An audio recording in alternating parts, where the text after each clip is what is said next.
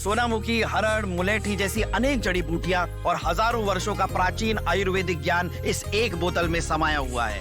कायम टैबलेट, आपकी खुशियों का साथी। पश्चिम बंगाल में होने वाले चुनाव से पहले ही वहां की सियासत में एक नया मोड़ आ गया है। पश्चिम बंगाल के मुर्शिदाबाद जिले के भरतपुर से विधायक हुमायूं कबीर ने आज अपनी नई राजनीतिक पार्टी का औपचारिक ऐलान कर दिया है।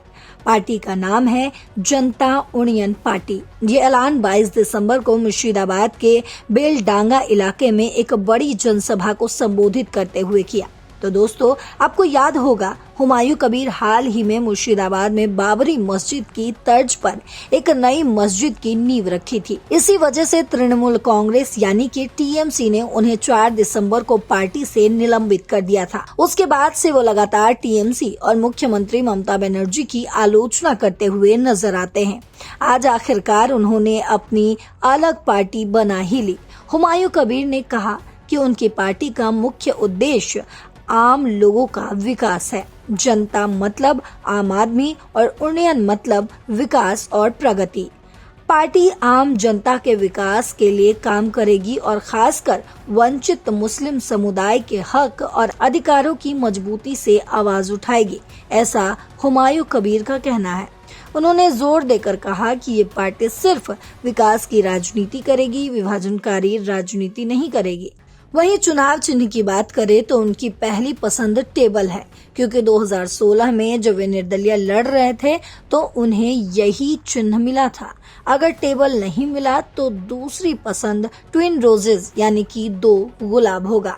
अब सबसे बड़ा सवाल है 2026 के विधानसभा चुनाव का। पश्चिम बंगाल में कुल 294 सीटें हैं। हुमायूं कबीर ने बड़ा दावा किया है कि जरूरत पड़ी तो उनकी पार्टी सभी 294 सीटों पर उम्मीदवार उतारेगी।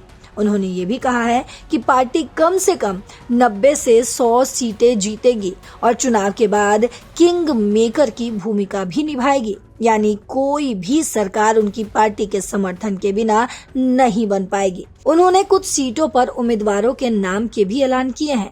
खुद हुमायूं कबीर 2 सीटों यानी कि रेजीनगर और बेलडांगा से चुनाव लड़ेंगे। अन्य सीटों जैसे कि खड़गपुर ग्रामीण से हाजी इमरान हुसैन, भांगवा गोला से एक अन्य हुमायूं कबीर जैसे नामों का ऐलान हुआ है। जल्द ही और उम्मीदवारों के नाम सामने आ जाएंगे। हुमायूं कबीर ने टीएमसी और बीजेपी दोनों पर ही हमला बोला है। उन्होंने कहा कि वे एंटी टीएमसी और एंटी बीजेपी ताकतों को एकजुट करने की कोशिश करेंगे। एआईएमआईएम, आईएसएफ, लेफ्ट और कांग्रेस जैसे दलों से गठबंधन की भी बात हुमायूं कबीर ने कही है। उनका लक्ष्य ममता बनर्जी की सरकार को हटाना, लेकिन बीजेपी को भी सत्ता में नहीं आने देना है। आपको बताते चले कि हुमायूं कबीर का राजनीतिक सफर काफी दिलचस्प रहा है।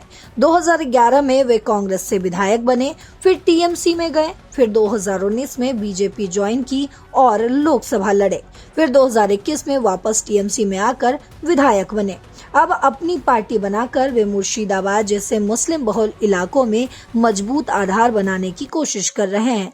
ये नई पार्टी बंगाल की राजनीति में कितना असर डालेगी, खासकर मुस्लिम वोटों पर, ये तो 2026 के चुनाव भी बताएंगे।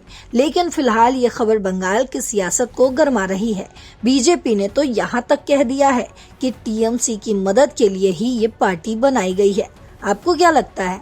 आपकी जो भी राय हो कमेंट बॉक्स में जरूर बताते जाइएगा। फिलहाल इस खबर में इतना ही। देश और दुनिया की बाकी खबरों के लिए देखते रहिए दैनिक जागरण। नमस्कार।